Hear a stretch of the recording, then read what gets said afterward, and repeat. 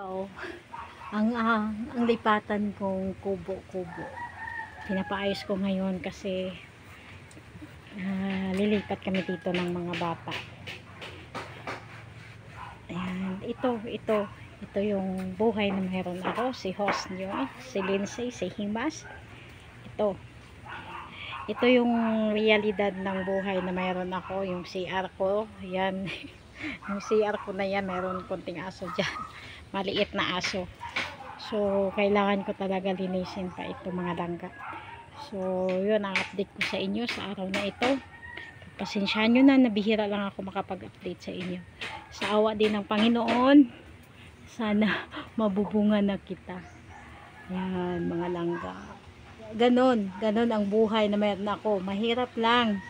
Pero masaya ako kasi nandito ako sa piling ng aking mga morino. At salamat din sa taong tumutulong sa akin na nagpapalakas din ng loob ko. Langga Lance, love you. Salamat sa inyo mga langga sa patuloy na pagtangkilik sa aking bahay kubo. Ito talaga yung bahay kubo na mayroon ako. Pasensya na ha, kalat. Kasi inaayos ko pa. Ngayon, ito yung merienda. Alam nyo, naglaga ako ng saging. Oh, saging. Ayan.